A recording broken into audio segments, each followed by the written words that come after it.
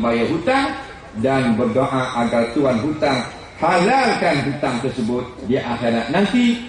Yang ketiga, kena tanda banyak mana yang kita bersedekah.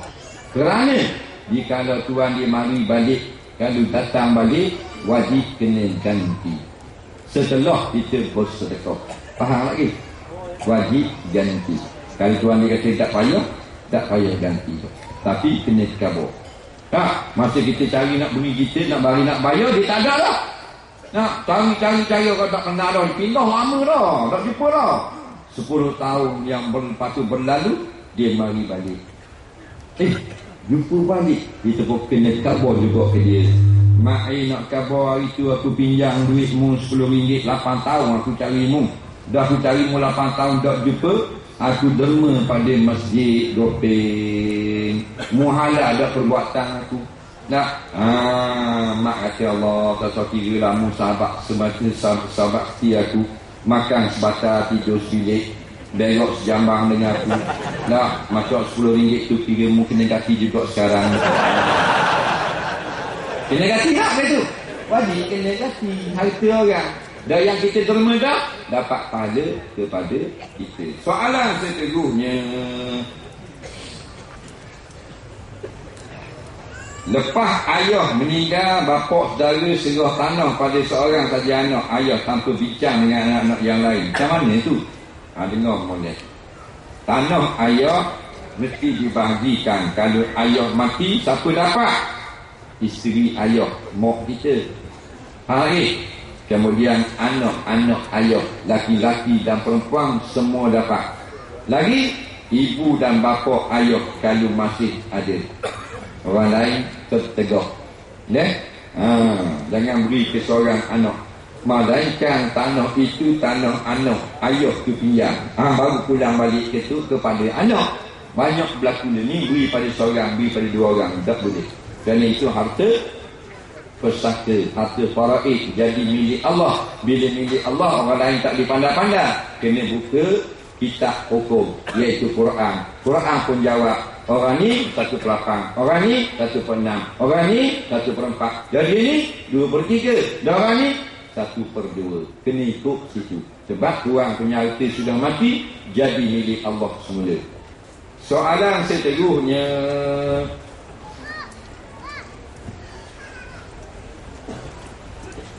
mana kita nak tahu seorang laki-laki atau perempuan tu baik untuk menjadi suami atau isteri? Dia nak tahu dua ni.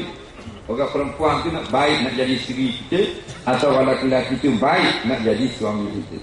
Ulama bubuh dalam kitab garis panduan. Yang pertama sekali orang beriman. Yang kedua dia orang soleh. Apa makna soleh? Dia orang baik. Apa makna baik? Pakai piyah. Ada janggut. Baik ni orang yang tidak buat benda-benda yang salah di sisi agama. Walaupun pakai kemeja, walaupun pakai seluar jeans. Janggut belum tentu baik. Ni boleh tipu habis rasa orang. Ada janggut.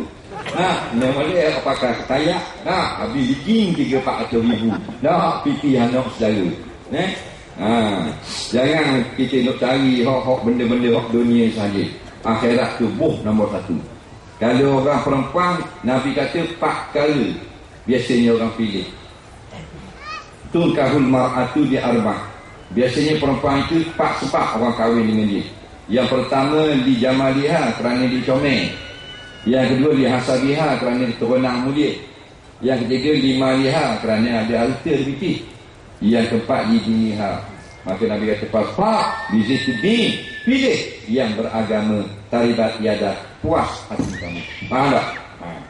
Sebab kalau comel, lama tak tahan comel. Tak lama, sekejap saja. Tak percaya, kita balik lagi, kita tengok gambar kita sanding dulu masa nikah dengan bini kita. Comel muka dia masa tu. Sini merah, sini kelabu, sini hijau, sini biru, sini 3 line putih. Comel. Kita tengok muka dia ni macam cok kodok. Tak tahan lama. Dah kalau kaya, akhirnya hilang harta. Tapi bila agama, berkekadang. Beragama bukan rupa agama, dia tu berakhlak agama. Kita duduk tengok rupa agama. Rupa agama senang je. Beli pia, taruh janggut. Kalau perempuan pakai tudung labuh, orang panggil rupa agama. Itu bukan batang tubuh beragama, bukan pakaian beragama. Pia boleh beli tu depan tu 3 riyal. Tak? Jubah tu belakang tu 60. Dah jadi baik? Belum tentu. Jauh janggut, nak buat apa ni? Janggut cipang, tak tutup. Belum tentu jadi baik. Dah tak tutup Ustaz. Bulu jagung tepek. Tu bukan baik. Baik dalam tu. Tak tipu orang, tak kainak orang. Jadi biarlah orang yang baik-baik. Cuma asalnya dia orang yang beriman. Saya kerja di bank tapi ada offer kerja tempat lain. Gaji kurang sikit. Macam mana tu Ustaz? Mana kau tahu pun mana?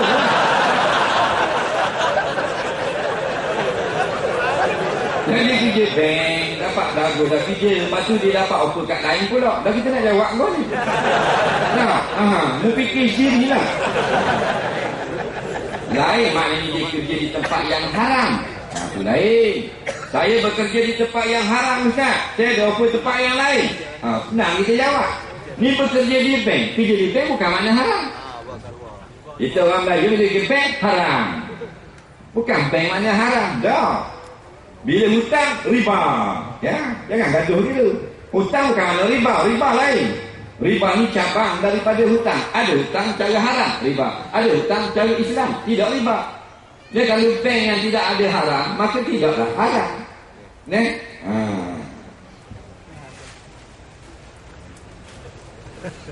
Soalan seterusnya, bolehkah perempuan mengupload wajahnya di Facebook? Perempuan dia nak buat gambar dia di Facebook, boleh tidak? Jawabnya boleh, tapi jangan sampai fitnah. Yang pertama, tutup aurat. Yang kedua, jangan tabarruj. Yang ketiga, jangan aksi-aksi yang menggoda. Yang keempat, jangan besar saiz gambarnya. Yang pertama, tutup aurat. Jadi siang orang dia tak tutup aurat, dia di public pula, biar orang semua boleh tengok. Maka dosanya sebanyak mana orang tengok. 1000 mata melihat, 1000 dosa. 1000 orang like, 1000 dosa pula. Satu dosa kalau kita dapat, maka azabnya dipakaikan sepasang selipar di dalam neraka.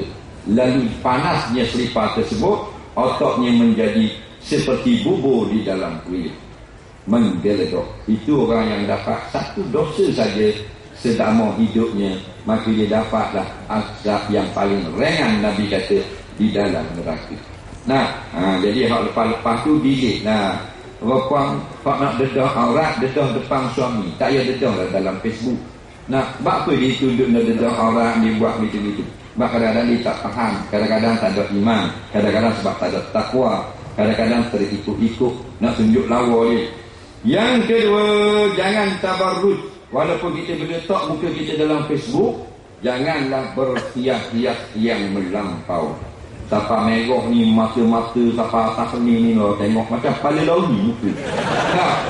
Duduk dan siang dia. Perempuan dengan molek. Allah kata, wala tubdina zinatahunna illa li bu'ulatihinna. Janganlah hai kaum wanita. Sama ada wanita duduk di Gopeng, duduk Kuala Kangsar, Tanya Maling, Kuala Lumpur, Malaysia, seluruh dunia, jangan menunjukkan sangat kecantikan, solekan, perhiasan, menaikkan untuk suami-suami mereka. Ini arahan Allah Ta'ala, bukan perkataan ulama. Ayat Quran. Batu perempuan kita pesan, kalau nak keluar rumah, maka jangan lebih-lebih sangat muka kasih lawa. Nak kasih lebih-lebih lawa untuk suami kita, untuk mak kita tengok, untuk tok kita tengok. Faham? Untuk orang luar jangan lebih-lebih. Orang perempuan, yakinlah awak sudah cantik Allah jadi, tak perlu coteng banyak-banyak. Biasa yang nak cat balik ni kereta accident, baru orang cat balik. Kalau kereta hak dah accident tak payah cat, gonyong-gonyong gitu basuh berkilat semula. Ni yang pelik orang perempuan. Yang ketiga, jangan buat aksi-aksi yang menggoda. Kadang-kadang comel dah tutup aurat, buat mulut ulat muncung macam itik. Mata buat klik macam lembu. Kadang-kadang buat pipi kepek pula macam lewak. Nah, diam dia tengok awet. Ni benda tujuan. Benda ni menggoda. Allah kata dua golongan yang masuk neraka. Yang pertama perempuan yang kasiyatun ariyatun. Pertama pakai baju tapi dedah-dedah aurat. Nah, kemudian ada sifat ni pula ma'ilatun mumilatun. Dia buat perkara ekspresi muka yang bila orang perhati tengok seronok, syok tengok muka dia. Dia berdosa kepada Allah. Nah, ini bahaya.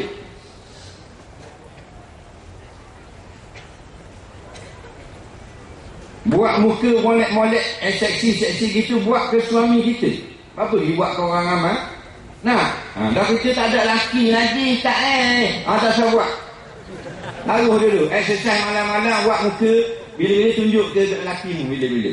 Nah, mana ada laki ada suami dah, duduk di rumah, praktis depan cermin. Nah, boleh buat kan? Muka itik, muka gerung, muka gerung, muka lembu. Nah, balik kaki, bang, comel tak muka lembu?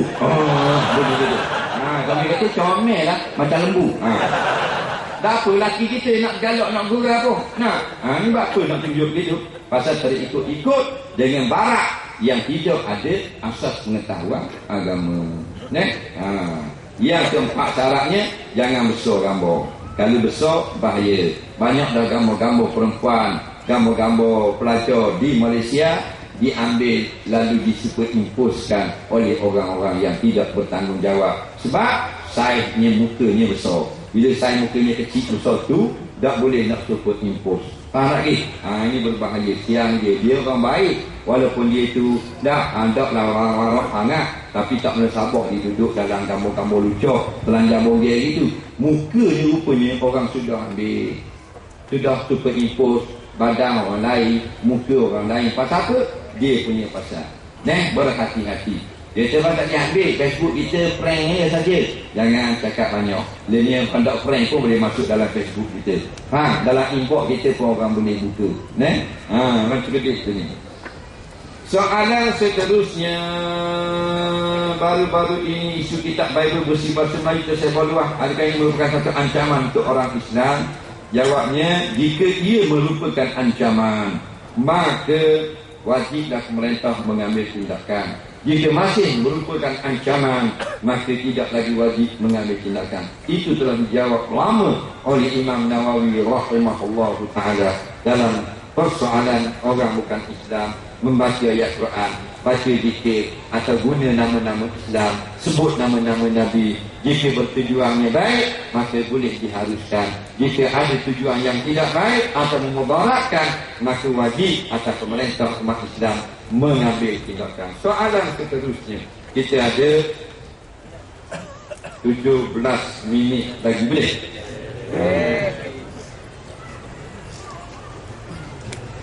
Student ini perlu duit yang banyak. Boleh tak kalau kita main muzik untuk dapatkan duit lebih untuk sara pembelajaran kita? Main muzik untuk dapatkan duit. Jawabnya, belum tentu lagi. Halal atau haram kembali kepada cara mana dia dimainkan. Kalau kita memainkan muzik untuk menghiburkan orang di kelab-kelab malam, orang goyang, orang minum arak, sebab kita bermain muzik, maka jelas haram hukumnya. Kalau kita pergi di lounge, pergi di bar, pergi di kelab malam, pergi di disco, ada pemuzik yang mainkan muzik untuk menghiburkan orang-orang yang sedang mabuk, orang-orang yang sedang makan minum benda yang dilaknat oleh Allah. Kita menjadi penghibur, maka atas nama pemuzik sekalipun hukumnya sudah haram dan berdosa besar. Tapi kalau kata dia main muzik, dia ni backup untuk lagu-lagu yang tidak diharamkan, masih ada lagi ulama-ulama yang mengatakan tidak haram. Jangan sampai muzik yang haram ataupun untuk hiburan yang diharamkan. Soalan seterusnya,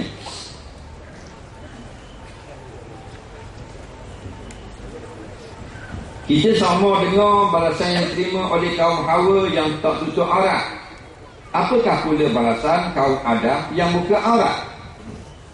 Dia kata biasa kita dengar orang perempuan kena hukum di akhirat, tak tutup aurat. Dan kalau orang lelaki sama saja.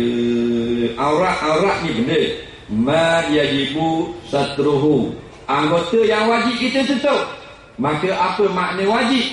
Ma yusabu fa'iluhu wa yu'aqabu tarikuhu. Wajib ni perkara yang kalau kita buat Allah beri pahala, dan kalau kita tinggal Allah azab di akhirat nanti. Jadi mana-mana orang lelaki yang menedahkan aurat lalu dia tidak diampunkan oleh Allah, dia akan diseksa di akhirat nanti. Sekadar mana kita buka, sekadar itulah kulit kita akan disambar oleh api neraka akhirat. Soalan seterusnya, apakah hukum kencing berdiri? Jawabnya boleh jika betul dengan keadaan. Dan kalau kita ada pilihan untuk kencing duduk, maka hukumnya makruh kencing berdiri. Kita masuk dalam tandas, boleh duduk, maka kita pun kencing berdiri juga, hukumnya makruh. Tapi tak dosa, tak berapa molek, faham tak? Tapi kadang-kadang tak boleh nak duduk, kena berdiri, maka hukumnya makruh kita duduk. Contoh, Nabi nak kencing, tiba-tiba di tempat itu ada najis dan sampah yang kotor, lalu Nabi berdiri. Itu sekali. Yang kedua, Nabi kencing berdiri kerana sakit di belakang lutut Nabi, tak boleh nak duduk. Faham lagi? Jadi kadang-kadang kita berdiri, benda tu tak salah. Lepas tu kita tengok orang kencing berdiri, jangan terus kita hukum dia. Kadang-kadang ada sebab. Dan lagi pula kencing berdiri ini bukan perkara mungkar, sampai kita nak balas, sampai kita nak hukum orang sebagai fasik. Bukan minum arak. Kadang-kadang molek berdiri dan kalau kita duduk berbahaya, boleh menjadi haram. Contoh, kita masuk dalam tandas nak kucing. Orang lelaki ni kalau jambang ada pintu, kunci belaka. Bila kunci maknanya ada benda tak dalam tu. Ada orang sedang meneruskan projeknya, maka di luar tu dia buat satu tempat kecil yang masuk cek kat dinding gitu. Ada cek dia masuk keluar kat dinding. Jadi maknanya kalau dalam penuh, kita boleh kecil berdiri di luar, walaupun pakai serban, walaupun pakai jubah, walaupun untuk dua orang, kerana itu keadaan al-masyaqqatu tajlibut taysir. Dalam kepayahan diberi hukum kemudahan. Faham lagi? Jangan warak dua balkon dah tahu benda, jadi manjat atas tepi, duduk nak duduk juga, lalas sanggup jatuh atau angry bird, dah lama atas tepi corak. Jadi jangan sampai kita berdoa-doa lalu.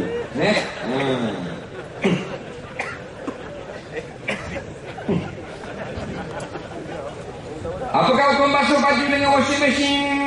Dia tanya. Apakah hukum basuh baju dengan washing machine? Jawabnya haram kalau curi washing machine orang. Jadi tanya juga. Naknya lah kalau tak boleh basuh dengan washing machine. Tidak ada sembarang ulama yang mengatakan wajib basuh dengan tangan. Nak basuh dengan tangan boleh, nak basuh dengan magic boleh, nak basuh dengan suruh orang buniang pun boleh, nak pakai mesin pun boleh.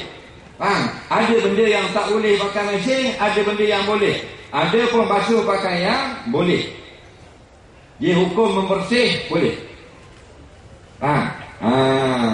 Syaratnya bukan basuh tangan, syaratnya bukan basuh mesin, syaratnya bersih. Nampak tak?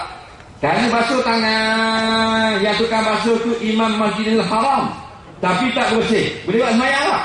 Tak boleh. Kita atau dobi, siapa yang buka kedai dobi, yang tukang basuh, bekas menteri, jual toilet. Contohnya, dia bukan orang Islam, tapi dia tukang basuh, tapi bersih, boleh buat sembahyang tak? Kena faham dalam bab membersih, tidak syarat orang tukang buat kerja bersih orang Islam. Faham? Cuma gini nak beri faham, bila kain kita kena najis masuk dalam washing machine, bermakna kain kita itu najis yang duduk di kain sudah menyebarkan pada air yang dalam washing machine. Maka air itu menyebabkan baju-baju lain mutan najis sama. Caranya gini, baju-baju atau pakaian yang kita rasa terkena air kencing dan darah, kita basuh suku. Lepas tu kita bersihkan tepi dia untuk basuh di lain kali. Baju-baju untuk solat, baju-baju yang bersih. Satu lagi cara yang mudah, selepas keluar daripada mesin, kita bilas sekali dengan air lalu. Akak dari mesin, lalu ke atas air. Tapi kalau hot manual semi automatic, senang. Keluar daripada tempat basuh, waktu tempat spin di sebelah, masa tu kita buka air masuk dan dia air keluar, kita spin dalam 10 minit, air yang keluar akan hilang buih dan sudah menjadi tawar. Maka masa tu sudah dikira bilas yang sempurna. Faham? Soalan seterusnya, boleh tak pinjam duit pergi umrah? Boleh, tak ada masalah. Cuma orang beri pinjam tu, beri kita. Itu masalah. Bila tak orang bagi, boleh. Bak apa kena tanya ulama, boleh tak kita pinjam duit lepas tu pergi haji? Boleh. Boleh tak pinjam duit lepas tu nak kahwin? Boleh. Tak ada masalah. Bayar je lah. Jangan pinjam saja, tak bayar. Macam tadi, bila pinjam boleh, bila nak bayar, lost contact.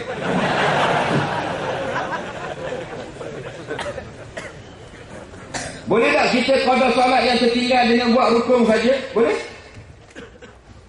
Dia nak qada, dia tak mau buat sunat-sunat. Contohnya seperti rakaat membaca subhana rabbiyal azim. Itu sunat. Rakaat itu rukun. Maka dia nak rakaat saja dia. Sah qada tersebut.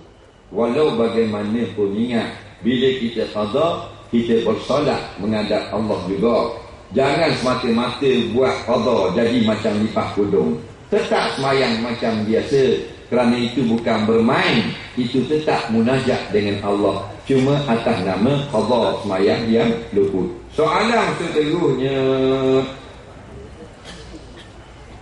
kalau orang Islam pergi jadi tukang akad arak, tukang susung, gua nak kira jawabnya, kalau kita pergi jadi supermarket, kalau tak terlibat bagian arak, tak ada masalah. Ini jawapan mufti-mufti kita.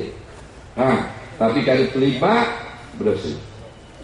Seperti tukang jadi cashier, tukang angkat, tukang susun, tukang order dan sebagainya. Tak, dia tak terlibat, dia jaga bagian pampers. Tak apa.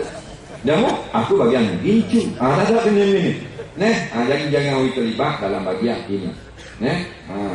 Soalan seterusnya, saya tengok ni orang puan pakai tudung, tapi ada monggol-monggol macam onta. Hukum dia apa benda? Orang puan dia pakai tudung, lepas tu jadi bonggol macam unta. Hukum dia apa? Hukum dia itulah unta. Dengar boleh, asalnya hadisnya ru'usuhunna ka'asnimatil bukhti. Kepala-kepala mereka seperti goh unta. Ada dua pandangan ulama. Satu, maksud bonggol unta, tudung atas ni saja, wak keluar jambul depan gini. Tak. Yang kedua, tudung apidah, lepas tu wak keluar jambul sanggup ke dalam dia tinggi. Dengar molek. Itu untuk kita sebarkan kepada kawan-kawan kita. Ada pun masalah wak keluar rambut, separuh saja tudung, tak mesti dia bonggol. Keluar leher itu pun salah, tidak sempurna. Tutup ni dia tutup molek. Yang kedua ni banyak duk kepala. Bila dia pakai sanggup, nampak keluar daripada tudung, nampak bentuk rambut dia. Haram ke tak? Ada orang kata haram. Tak haram. Tak haram. Sebab rambut perempuan sunat panjang. Orang perempuan rambut panjang. Sampai ke mana ulama kata sampai punggung. Nak cari bini dia rambut sampai punggung. Tapi jangan tengok punggung, tengok tangannya dia sudah lah. Rambut sampai punggung lah. Sampai punggung. Baik. Tak. Jangan tanya, buka punggung. Tak tanya. Tak boleh awak gitu. Jadi bila dia ikat, mestilah dia besar rambut dia dah panjang tak. Kalau rambut kat baru dia ikat cotek gitu, dia macam ekor babi dah nampak itu. Tapi kalau rambut panjang dia sanggup nampak tak. Jadi dia pakai tudung nampaklah bekas dia. Hukumnya harus. Waktu tak haram. Yang haramnya menurut setengah ulama, iaitu sengaja mendirikan ke atas supaya dilihat oleh laki-laki kehebatan sanggulangnya daripada dalam. Situ baru setengah ulama kata haram, setengah ulama kata makruh saja. Nampak tak? Ni qiyas. Bukan sepakat. Adapun dia ikat macam biasa, lepas tu dia pakai tudung, nampak juga betul rambut dia. Waktu maaf pada syarak, termasuk ila ma zahara minha dalam Quran. Inilah perkara yang diistisnakan kerana perkara itu terbukti zahir juga. Tak dapat nak tudung-tudung lagi. Dua lagi aurat yang nampak betul tak berdosa. Yang pertama, kepala. Kepala perempuan macam kepala lelaki ni, kalau dia pakai tudung nampak tak bulat kepala ni? Nampak tak? Betul bulat. Maka ni yang panggil betul aurat. Tak dosa tak? Tak dosa. Takkan perempuan kena pakai periuk pula di dalam. Lepas tu baru masuk tudung. Siang dia. Yang kedua, baru. Dia pakai tudung lagu-lagu mana pun, pakai jubah lagu-lagu mana pun, dia akan nampak juga atas kepala baru ni sikit. Ni yang panggil bentuk aurat. Illa ma zahara minha. Benda ni tak boleh nak buang dah. Zahir juga. Nampak? Maka nampak bentuk baru, tidak dosa bagi perempuan. Walaupun baru adalah aurat. Sebab Islam tidak memberatkan. Kalau tidak, kena masuk buluh keping dalam ataupun kena welding besi. Tak boleh nampak baru buat cokeng itu macam Power Ranger. Balik awal. Ada pun benda yang boleh tudung, maka tak boleh dimaafkan. Contoh, ni baru awak duduk depan. Ni baru tak kali baru awak duduk depan. Ni kalau kecil tak apa, dia pakai baju, dah nampak betul. Dah kalau 38 dikat. Dia pun pakai baju ketat. Kita orang lelaki tengok, aduh yai. Tak usah kata apa benda ni orang awam. Tok Imam cabut serban. Jatuh terus serban. Tok Bilal kain lebih kurang, neles terus kain. Jangan main. Waktu perempuan, kalau dia punya baru depan ni besar, maka dia kena pakai baju tu biar longgar. Kerana bahaya besar. Lebih besar, lebih mengancam keselamatan dalam negeri. Faham tak? Mata kita lah, tapi rasa-rasanya setiap laki-laki tak boleh tengok benda gitu. Dia akan jadi terangsang. Betul Haji?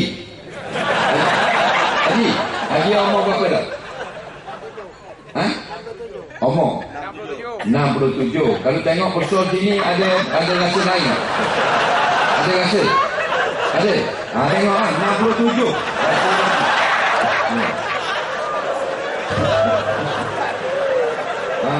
Batu bahaya dah kalau yang umur 17, 27. Tu yang balik motor. Balik dulu motosikal. Jadi ya perempuan, tolong jangan ketatkan bahagian-bahagian punggung dan bahagian dada. Bahaya. Bahaya benda lah betul. Hari itu sekali baca talqin. Kita bukan kerja baca talqin. Kebetulan ayah ada keluarga mati, kita baca talqin. Bila ada orang tengok kita baca talqin, dia minta tolong baca. Satu hari bila mati berlaku baca talqin. Yang anak perempuan si mati, yang mati ni perempuan mak dia. Dia ni, anak ni perempuan masuk campur juga. Tukang letak tikar kita nak baca talqin. Lepas baca tikar, kita tengok, gua ni awet pada depan muka ni bro. Dia duduk pula depan tu betul-betul kan kubur-kubur tu. Masa kita tengah baca talqin. Pakai tudung, tapi tudungnya kecil. Bila dia tunduk itu, nampak belakang bajunya. Kita nak baca talqin ni, dah ingat terus talqin.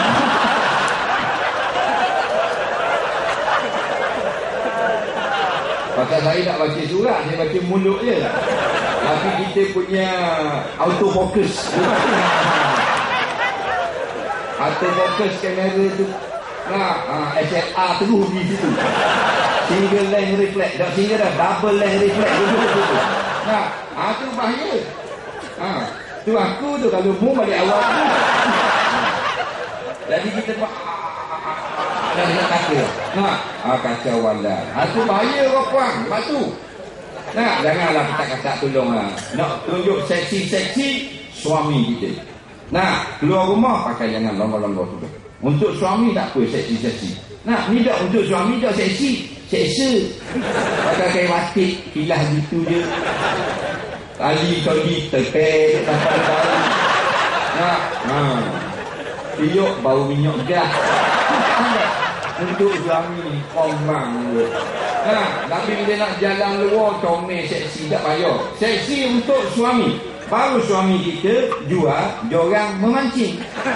Ni suami boring dengar kita duduk belebek, beli diorang. Pergi ngai, turun garis, balik esok. Duduk rumah, ngai semua. Apa? Isteri tidak ada attraction dia panggil. Kalau isteri ni seksi di rumah, suami tak ngai malam tu. Nampak? Tak saya buat apa-apa. Dia mau bergama sikit, tak seksi dah. Dulu masih baru-baru kahwin, rambut ni sempu 2 dalam 1. Lidah buaya dan buah avocado. Sikap pulak, bubuh gini pulak, sepik sini. Pakai baju pulak comel-comel untuk suami. Bubuh rama pulak 2 ekor kepik sini. Tudung pulak nu kepik, main kursi buat ni pulak. Suami tengok seronok. Belah siapa kat paha. Dia ni masuk anak 3 dah. Suami masuk dalam bilik tengok muka mak termuntah tengok muka. Baju 6 minggu tak basuh. Dah lah hanya panas sekali atas latar, atas teko, atas kapek. Itu sengguk dia robok dah. Ayo sepak coli. Main lepon ngata gitu. Jadi komang apa. Untuk suami kita betul-betul seksi tak ada masalah. Bang, hari ni balik pukul apa bang? Hari ni pukul 4, abang balik awal hari ni. Pasal nak pergi mancing ni, lagi ngai, wak kabur ikan makan sangat ni. Nak balik ambil upang je. Kita pun siap. Mandi lawa-lawa, sembuh wangi-wangi. Bubur dalam mulut ni, atas lidah, YSL. Bawah lidah, obat lipas flu.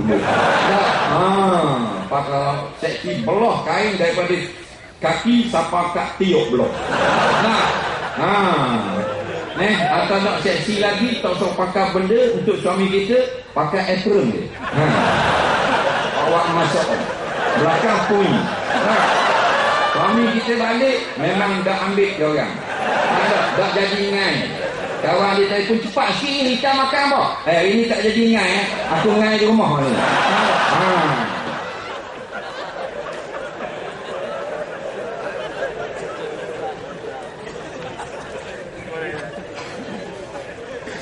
Apa kau menantu laki-laki salam tangan ibu mertua batal wuduk ke tidak?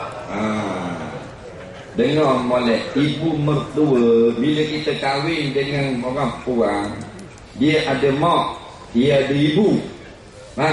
Kita pun jawab nikah. Aku terimalah nikahnya dengan mas kahwin yang tersebut itu. Tok Iman, Tok Rida, Tok Siap, JKK, sah dah perkahwinan. Bila sah, maka ibu dia jadi apa dengan kita? Ibu mertuaku. Firman kata, maka bila ibu mertuaku, tidak lagi dia menjadi ajnabiyah. Dia sudah menjadi mahram kita sampai ke hari kiamat. Sentuh kita ada wuduk, salam tak baca. Cium pipi tak baca. Dia ada wuduk pula, sentuh kita tak baca. Pasal apa? Dia mahram, haram kahwin dengan kita sampai kiamat. Ibu mertua, hukumnya nak tahu macam mana, buang perkataan mertua, tinggal apa? Tinggal ibu, sama saja hukum. Nampak? Bahkan kita cerai dengan anak dia tetap mahram kita tak batal sampai kiamat. Cerai talak 3, siap pelantik atau tekok 2 kali bini kita. pun tetap mahram kita sahabat yang mahal. Noh lah yang pokok ni.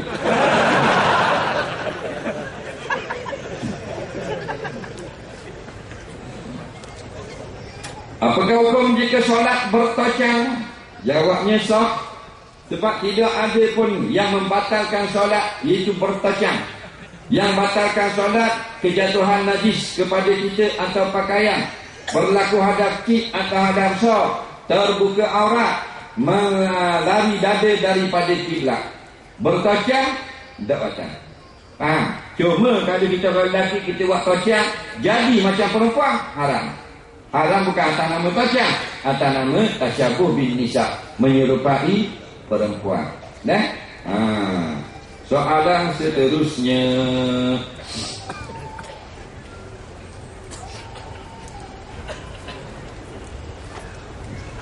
bagaimana nak kawal nafsu? Saya dah taubat, tapi perangai suka tengok cerita yang tak molek tu. Tak boleh nak tinggal lah. Puasa sunat buat dah, tapi tak boleh juga. Nak kahwin tak mampu. Macam mana tu? Yang maafnya, memang Nabi kata kalau kita tak mampu nak kahwin berpuasa, tapi puasa-puasa dah masih lagi duk tengok kita tu. Senang saja. Kita tu mau tengok kok mana? Tengok kok TV, tutup TV. Tengok kok internet, potong lain. Faham tak? Tu saja. Nak ni tak. Bila kita wih petua guana pun kayak gini, kau tengok tak? Masih kita nak tengok tu, kita fikir, jadi ya. Nak tapa bila aku nak tengok benda yang haram. Man mala ainahu min haram, mala Allah ainahu jamri jahannam. Siapa yang penuhkan mata lihat gambar yang haram, maka Allah akan sumbat dua matanya dengan bara api neraka sepenuh-penuhnya di akhirat nanti. Nah, maka kita ingat, aku nak tengok. Nak kahwin tak ada duit, hijau. Betul tak? Kalau sungguh-sungguh nak kahwin, boleh nitok dengan Baitul Mal. Semua kita takkan dia kabur. Orang yang nak berkahwin, ya, nak untuk menjaga nafsunya, tapi dia tidak mampu sungguh-sungguh, maka dia berhak meminta dari Baitul Mal. Masalahnya kita ada Baitul Mal, tapi tidak ada pada tangan yang memudahkan urusan. Sebab tu kita nak puasa bukan untuk senang. Kan kita nak Islam berkuasa supaya kita dapat melaksanakan al-amru bil ma'ruf wan nahyu 'anil munkar. Bukan kes ekonomi, bukan kes kita nak kerja dapat mudah dan sebagainya. Waktu dunia nombor 2. Nombor 1, kita berpilihan raya, kita nak kita berpolitik, kita nak kuasa supaya dapat menyuruh orang berbuat baik dengan sempurna, dan kita dapat mencegah kemungkaran, keburukan dengan sempurna. Faham lagi?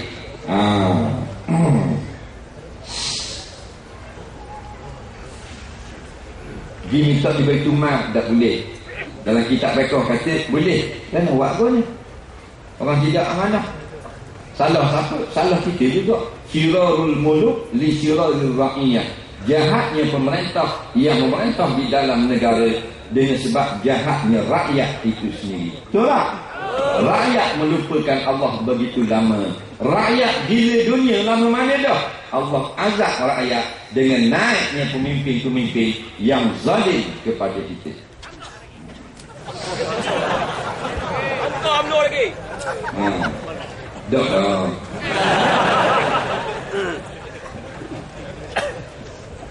Dah sungguh tengok orang nak cerai.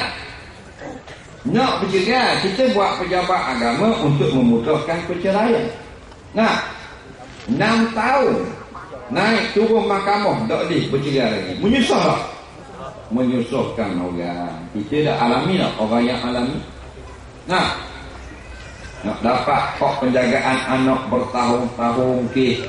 Nah, nak kahwin saja 8 bulan. Ada masalah tu pula, presiden ni pula, birokrasi ni pula, payahnya. Siapa yang buat payah?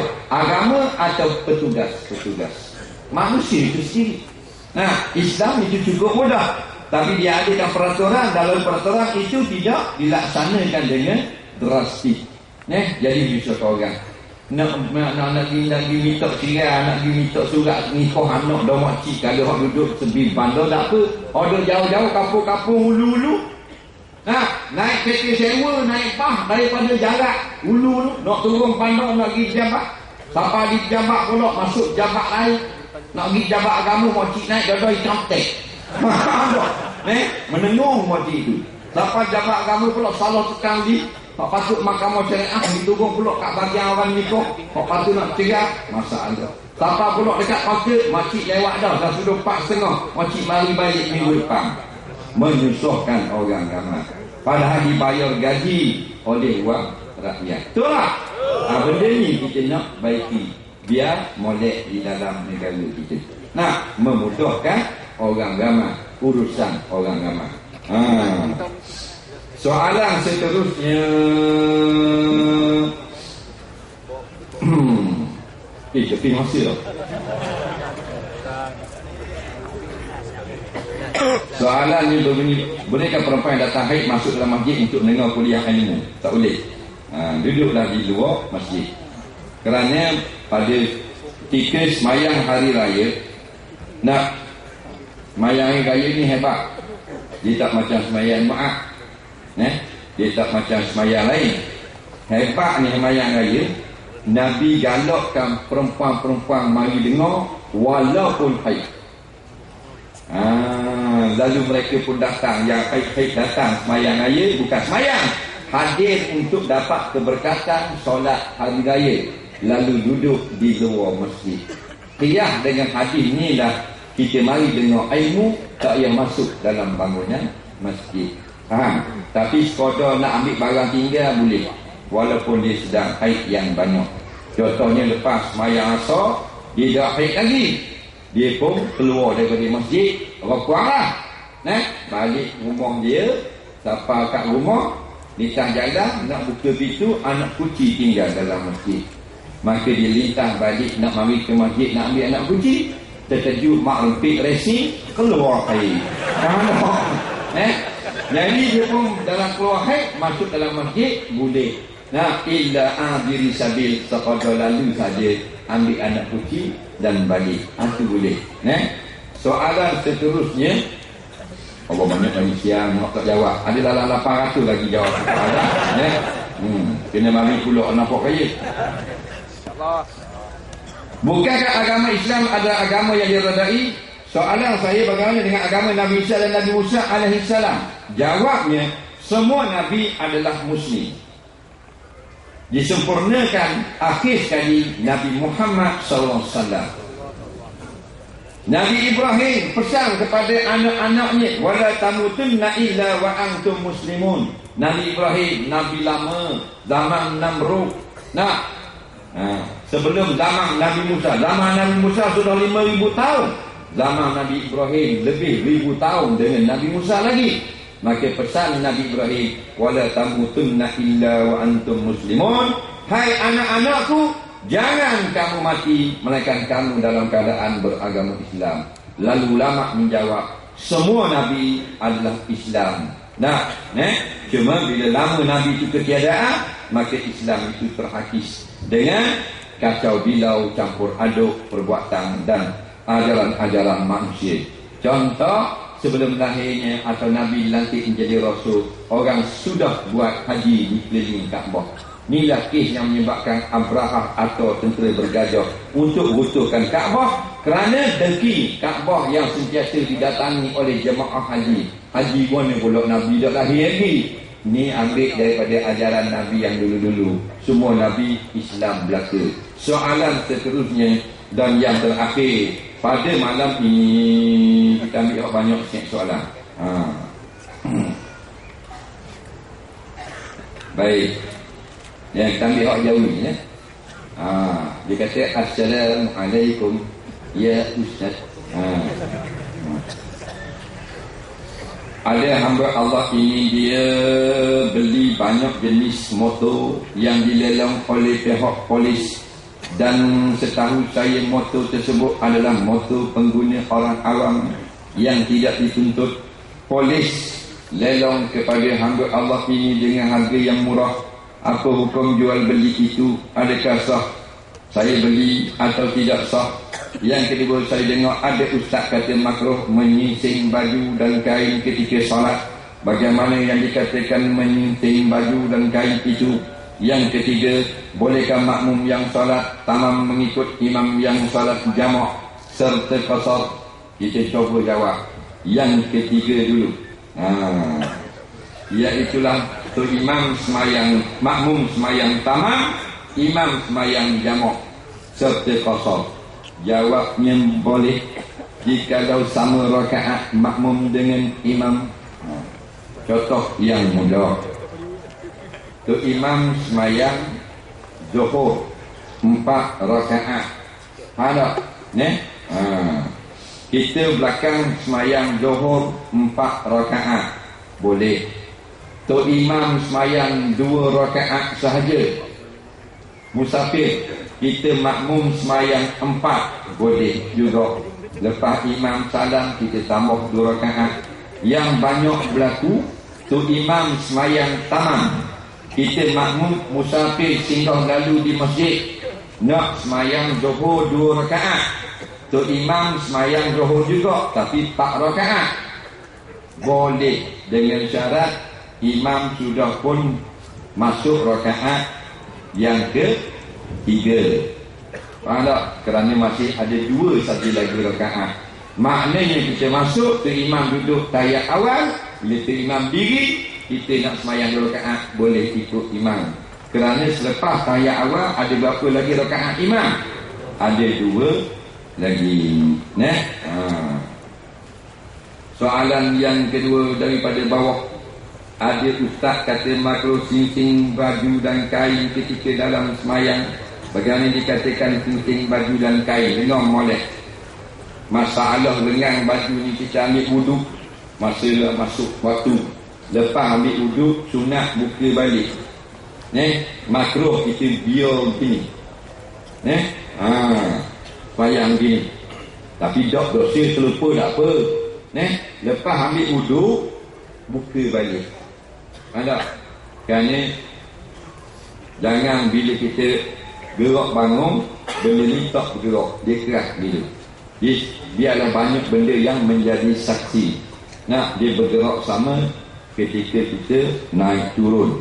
Ini kerana ambil daripada hadis Nabi SAW yang melarang mengikat rambut dan pakaian di dalam solat. Maknanya ikat ni bukan ikat gini, ambil ketok, maknanya sising begitu, kerak dia jadi begitu.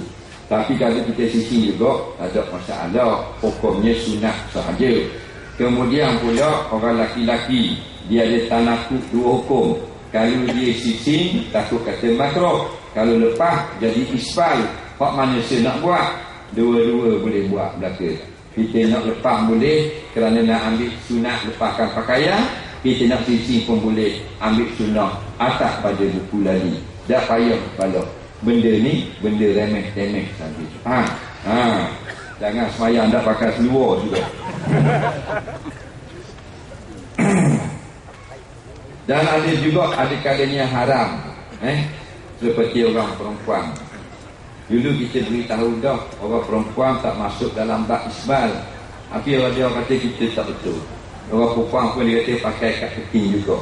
Bila kita tegur, pakar orang perempuan nampak betul sunnah Nabi. Padahal dia orang perempuan ni afdal, lebih labuh, lebih afdal. Yang paling afdal orang perempuan sampai ke kena tanah baju dia. Soalan yang ke-1 daripada bawah. Ada seorang tu dia beli dengan poleh motor hok lelong. Motor ni hok awam-awam tak tuntut. Boleh ke jual? Dengar molek. Tidak ada sebarang nas yang bolehkan kita jual harta orang. Melainkan dengan ijtihad ulama sahaja. Contoh, kita beki kasut, kita potong baju dan sebagainya, tapi tuang tak mari ambil. Bila tak mari ambil, daripada disia-siakan, boleh kita jual. Maka lagu mana kita kena tunggu qiyas dengan hukum luqtah 1 tahun. Setahun orang tak mari tuntut, boleh jual. Jangan ditandakan kuantiti dia, banyak mana, berapa buah motor, tahun berapa, supaya kalau tuan dia mari balik minta, wajib pihak polis kena ganti. Cuma lagi peraturan kerajaan, kita tak boleh buat benda lah. Cuma boleh pihak polis jual apabila tidak dituntut. Yang tak bolehnya, masa tuntutan itu pendek atau tuan tidak tahu motornya ada di polis, tak boleh. Ini berlaku juga kadang-kadang pandai orang ditakak lembu orang, takak kambing. Kambing terbapah masuk dalam jalan, dah kambing bukan solok. Dia mana reti, tuan dia bodoh, tuan kambing. Dia lepas masuk dalam bandar. Jadi bila takak kambing, tuan kambing tak tahu. Lagi dia pun kapal dalam seminggu tak ambil, kita akan jual. Hukumnya haram, tak boleh. Tak boleh. Pasal tuan tidak tahu.